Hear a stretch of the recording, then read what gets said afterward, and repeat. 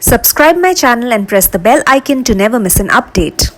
Hello everybody and welcome to yet another episode of Daydreamers with Himika. Today my guest needs really no introduction, but it is customary to introduce, so I will. She is the managing editor of CNBC TV18. She has updated us with the most important happenings in the business news space across India and the world. Visionaries across the world love to speak to her, and when startups arrive at her show, they know they are doing something right. So I'm not going to waste any more time. I'm going to just give the mic to her because where she is, the business news space's most loved face. Shereen Bhan, welcome to Daydreamers with Himika, and thank you so much for making time. No, my absolute pleasure. And thank you, Himika, for a lovely introduction. I particularly like the fact that you said that I am one of the most loved faces of business journalism. So I don't know if that's true or not, but it's nice to see an acknowledgement of the fact that we've stayed committed to this craft for the last 20 years and that it resonates with our audience. So it's good to hear that. Wonderful. Shereen, so before I talk about the present, before I talk about the future, I'm going to just reverse the time wheel a little and take us back to December 2000. That was a very important month in your life. You joined CNBC TV18. And today we are in 2021. Now, as per the rules of the game that people often talk about, you should switch workplaces, you should try new roles. That is the way to growth. But you have created your own rules and you have grown strength to strength. So with this wonderfully successful career, I want to ask you that from your experience, if you could tell us what, according to you, takes to be successful. Well, and a lot of people ask me this question, how come you've decided to stay with one organization for the last 20 years? And I think at the end of the day, it boils down to priorities, and it boils down to what you want to achieve from your career for yourself. And I was very clear. I never got into this business looking to be an anchor to start with. So, being an anchor was not the end goal of what I was hoping for. And I wanted to explore different facets of my personality. I wanted to be able to utilize the different skill sets that I have. And the organization, fortunately, it wasn't easy and it wasn't always the case, but did give me the opportunity to be able to explore different things. And a lot of it was self-driven. A lot of it was initiatives that I took. I went to the organization with ideas like Young Turks or like political programming and so on and so forth. So it became more about pushing myself, pushing the boundaries of what I know, what more I want to learn. And fortunately, the organization allowed me the ability to be able to do that. So I think if I had stopped growing within the organization, then it would have forced me to look outside, because money was never the deal. I was not doing this for the money. So to move would not have been because I was getting a bigger paycheck. I would have moved if I wasn't feeling intellectually or creatively satisfied. But because fortunately I was able to more or less, at different points in times, reinvent myself within this organization. It's been a 20-year journey that I have loved every minute of. 20 years, really long time. Yes. So, you have been watching the India story from a news lens. Now, there are so many people across this country, irrespective of age, irrespective of their, the place of their birth or gender, we all have been a part of the India story and we all have been watching it, even more with you. So if I were to ask you that in the last 10 years, what are the three big changes that you saw in the India story that really took you like, this is the right thing that happened? Well, I have to say straight off the bat, the biggest thing that I think has changed in the last 10 years is the fact that we now have a completely new set of young entrepreneurs, a completely new set of businesses who are trying to do things which are leveraged more on technology, on digitization, the advent of digitization and digital adoption. And this is, this is a big change because it has, in a sense, democratized entrepreneurship. right? I mean, it's no longer the preserve of the Birlas and the Tatas and the Ambanis and, the 20 or 30 large groups or business houses or family businesses. I mean, look at Zomato today, for instance. I mean, these were young boys out of IIT who got jobs at, multinational companies and then decided that we want to start something of our own. And today, look at where they are with a publicly listed company listing with a market capitalization of 1 lakh crore rupees. So I think that's the big change that we have seen is people with no business background, not even large bank balances that they could bank on as a safety net, deciding to take the plunge, deciding to give entrepreneurship a shot. And there's so many examples. I mean, Vijay Shekhar Sharma of Paytm, for instance, is another classic example of a decision that he made in 2000 to decide to turn entrepreneur. So I think that is the big change that I have seen. And it's not just a big city phenomena. We're seeing this even in, tier 2, tier 3 cities as well. And linked to this is the whole move towards digitization, with the deeper penetration of the internet, with the availability of smartphones. It's just opened up opportunities that didn't exist previously, and it's changing the way that we look at businesses. It's changing the way that customers engage with businesses. It's also changing the way that governments engage with citizens, which has opened up a whole new era of what people can deliver using digital technology. It's also brought down the barriers of threshold for people wanting to get into business. It's made it cheaper. I mean, today you have people who are launching their businesses purely on Instagram. Homemakers, home chefs, who are just who are living their dreams, their passion, making it their reality only because a digital platform has allowed them the opportunity to do so. So I think those are some of the big changes that I've seen. So that's two of them. And I think the third change that I believe, which is an important one, that is an attempt, but I think there's still a long distance to go on that front, but is an attempt for India to sort of try and get itself a place on the global table in terms of trying to be part of the global supply chain and so on and so forth. I don't think that the jury is still out on this, because we've been trying to make this attempt not very successfully for many years. There is a fresh attempt being made today to try and see if we can do that. I am hopeful, and I do believe that this is our opportunity, but I hope it's not an opportunity that we waste, because there's a lot of back and forth. There's 1 step forward and 2 steps back kind of a thing that we've seen happen. So that this whole sort of aspiration of making India, getting people to actually use India as an export hub, not necessarily replicate the China story, but integrate India into the global supply chain. That is something that I think will benefit us if we get it right. And any 3 more challenges or any few challenges that you think we should work at? There's so many challenges. There's so many challenges. I think, where we stand as far as the social development indicators are concerned is a huge issue. You talk about education, you talk about healthcare, you talk about gender parity, and these are real. They don't get enough attention. They don't get enough focus. Through the course of COVID, for instance, we've seen how, the deficits that we face on healthcare infrastructure have hurt us. And unfortunately, political discourse is focused on all kinds of other stuff and not on the stuff that matters, because this is stuff that matters to you and me. Good hospitals, good schools is stuff that matters to you and me. And I just believe that this enough is enough in terms of prioritizing things that don't matter to the average citizen. I think politicians across party lines, whether it's the center or the state, need to focus on the things that will help deliver a better India in the future. And a better India cannot be done without education. It cannot be done without healthcare. It cannot be done if you don't have enough women in the workforce. And these are things that all of us need to be concerned about as citizens as well. Taking the better India sentiment is my next question to you. You essentially are the face of the most important show for entrepreneurs in India.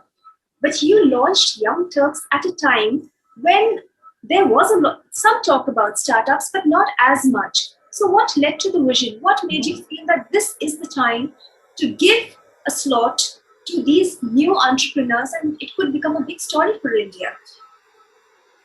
We didn't think that it would become as big a story that it has become when we launched Young Turks 19 years ago. The idea really was that, look, things are changing in the economy. This was also our way of trying to get younger people onto the channel, etc. And we were starting to see interesting signs of this new economy story developing. And I thought at best, it would be 13 episodes, then we'd be done. There wouldn't be any more to, entrepreneurs to focus on or talk to. And it was incredible when we started the show, the kind of response that we got. And more importantly, when we started to look for stories, we found them, so they were there, except that no one had actually made the effort to showcase them because everyone was focused on the big guys. And, that's the easy thing to sort of do. And it also happened to be, we were also at the right place at the right time where, as I mentioned, a lot of these factors were coming together. There was an opening up of the economy. We had just gone through the sort of digital boom and bust cycle globally as well. So this was, the internet was cool. The internet was taking off, was taking shape. And digital was being projected as being the future. So I think we were also lucky to have been witness to that very sort of seminal turning point, not just here in India, but globally as well. And it worked out well. So today, as I said, 19 years on, we've been the platform where literally every Indian unicorn has debuted. So, from Flipkart to Paytm, which was not Paytm when they were on Young Turks. It was still 197, to Zomato, which was still Foodie Bay and hadn't become Zomato. So all of these guys, have made their debut on that platform, and it's something that we're very proud of. We're proud of the fact that we've been able to build this community of entrepreneurs who've then gone on to inspire other young entrepreneurs. So it's I would say it's been a little bit of like leading a movement in a sense, and this show has played an instrumental role in getting that movement together. So yeah, it's just something that we're tremendously proud of. You should know by now that you inspire so many people. Your story has been such. But I want to understand from you, since you have met such lovely people all your life, such great visions, such great leadership, who or what inspires you?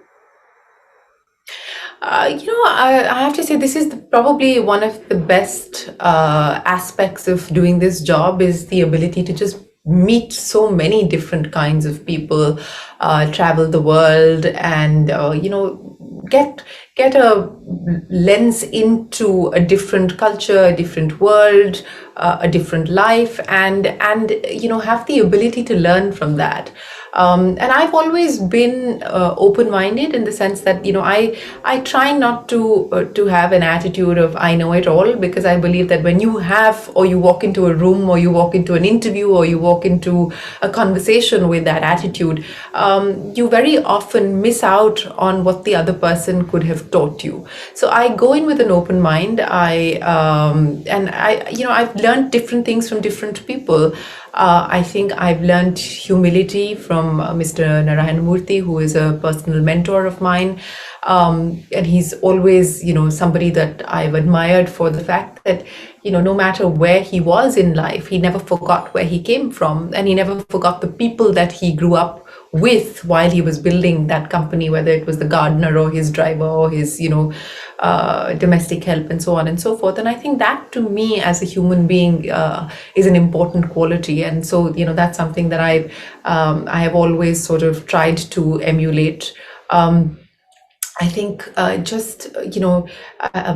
learned from women leaders like Indra Nui and Sheryl Sandberg and many others on how to and I think a lot of us women go through this, the guilt and the fears of rejection, and the fears of being judged, and the fears of being evaluated. And sometimes we hold ourselves back and we don't take as many risks as we should, and so on and so forth. And I think from these women, I have learned that it's okay to It's okay to voice your opinion. It's okay to ask, and it's okay to want. And yeah, so that's been an interesting part of sort of developing a certain side of myself as well as a leader, as a woman leader particularly.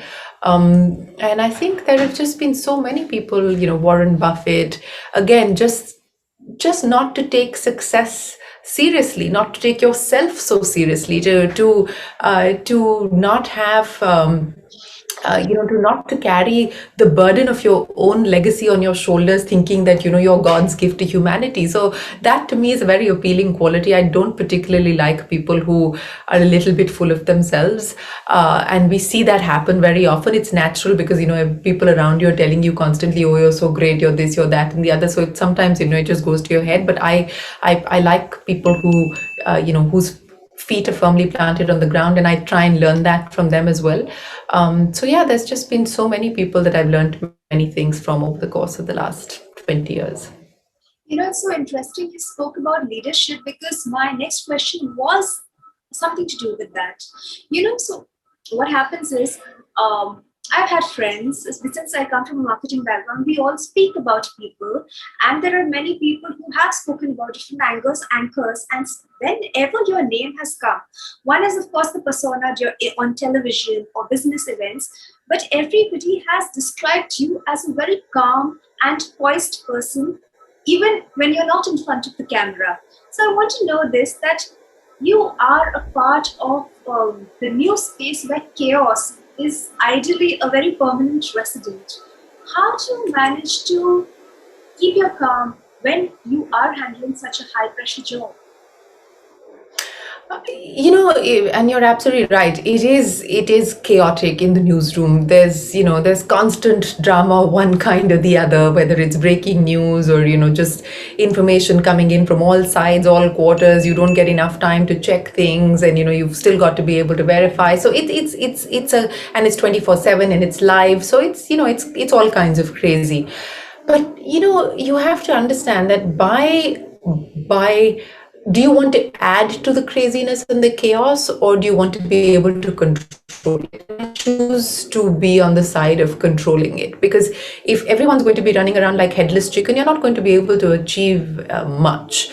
So while I'm very clear about the fact that there has to be energy, there has to be drive, there has to be that hunger in your belly to go out there, chase stuff. But you've got to do it with certain guiding principles in mind. I'm very clear about the fact that there has to be respect. You have to respect one another. People that you work with, or guests that you deal with, or people who are coming onto the channel. There has to be the fundamental, premise has to be one based on mutual respect. And I think that, for instance, once you establish that, I think that clears up a lot of other stuff, because very often what you see happen is that people demand and expect that, oh, I asked you to do this and why haven't you done this, and so on and so forth, and then you will get a pushback to that kind of an attitude or that kind of an approach. I would much rather that it be more collaborative. I would much rather have everybody sort of engage with one another. And it's not that easy, but it's not impossible. That just means that you have to communicate. You have to communicate clearly. You have to share what you're thinking with your team, so that you can all work towards a shared vision. And I think then it sort of starts to fall into place. But if you're going to walk in there and say, just if it's an instructional approach that you take, versus a collaborative approach, I think it makes all the difference. I'm not here to give orders or pass instructions. I'm here to work with you. I'm here to co-own decisions, to share decisions. And I think that is very important. And I think that is also very empowering for the team, because then they don't feel that they're just, operators carrying out instructions. They actually feel that they have ownership in the decision that's being taken. So they give it their 100% as well.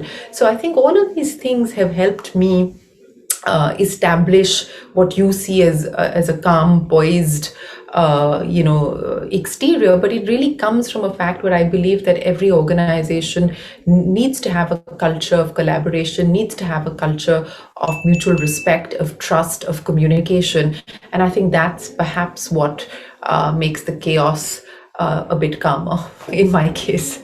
Shireen, I would like to ask you about what you see today, from today to 20 years or 30 years later, about India's future. We are in the cusp of a great digital revolution. It's already happening. There's more coming for us. So, where do you see the India story in between the digital next? Well, I think as far as the digital story is concerned, I believe that it will only get stronger and deeper. And I'm hoping that, the benefits of digitization will percolate to the villages and really give them the access to things like healthcare and education and make all of that available through the use of digital technology. It cannot replace physical engagement or physical interaction, but at least it can help alleviate some of the glaring gaps that there are. So I hope that digitization will also lead to more equity. It will lead to more transparency. Hopefully, it will lead to a more just and a more fair society. That is my hope, as far as the vision and the idea of digital India is concerned. We're not anywhere close to that, because large parts of the country still don't have access to smartphones or the internet, or barely have access to a television and a radio set. So I think there's a lot more that needs to be done. But I think that